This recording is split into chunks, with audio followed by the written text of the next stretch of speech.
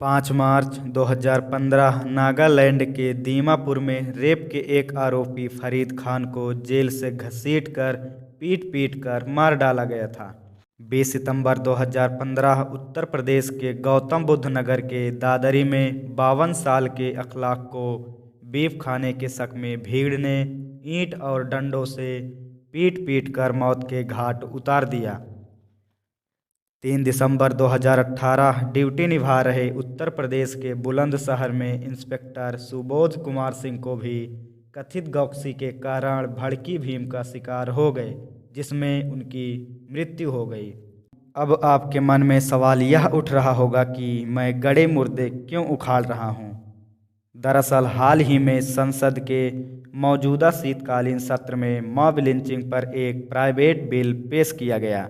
अब private bill होने के कारण यह कितना सफल होगा कहा नहीं जा सकता।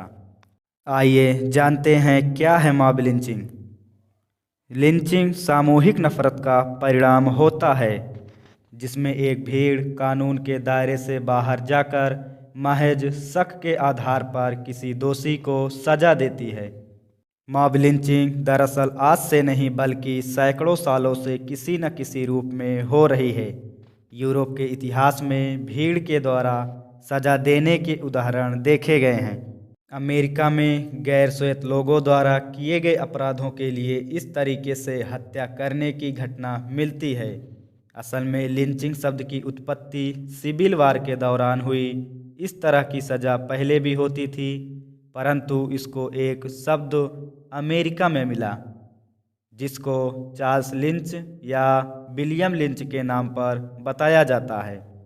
इस घटना संबंधी आंकड़े क्या कहते हैं?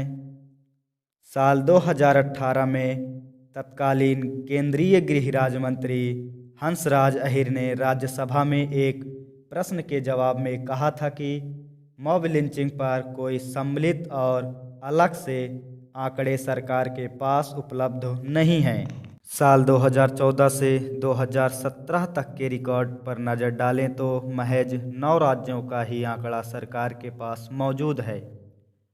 इन आंकड़ों के मुताबिक साल 2014 से 3 मार्च 2018 के बीच महज इन राज्यों में मॉब लिंचिंग की 40 घटनाएं हुई, जिसमें 45 लोग मारे गए थे। सबसे विशेष बात यह है कि लिंचिंग जैसी घटनाओं से निपटने के लिए कोई ठोस कानून नहीं बनाए गए। इसे आईपीसी की अलग अलग धाराओं के तहत ही डील किया जाता है। इसमें धारा 302, 307, 323, 147, 148, 149 और 34 शामिल है। सीआरपीसी की धारा 223A में भी इस तरह के गुनाह के लिए बेहतर कानून के इस्तेमाल की बात कही गई है, परंतु इसको स्पष्टता नहीं मिली। आखिर क्यों होती है मॉब लिंचिंग की घटनाएं? आइए उस पर नज़र डालते हैं।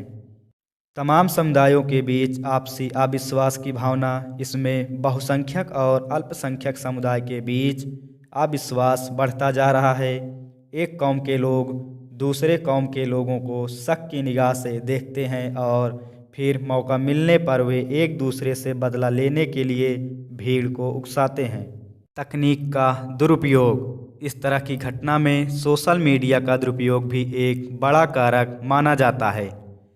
देश भर के अलग अलग हिस्सों से सामने आ रहे मॉब लिंचिंग के मामले बताते हैं कि व्हाट्सएप, फेसबुक और ट्विटर इसकी सबसे बड़ी वजह बने रहे हैं। लोगों के मन में शासन व्यवस्था, न्याय व्यवस्था या फिर सुरक्षा को लेकर गुस्सा हो सकता है। ये गुस्सा भी इन घटनाओं को किसी न किसी रूप में बढ़ावा देते हैं, जिससे ऐसी घटनाएं देखी जाती हैं।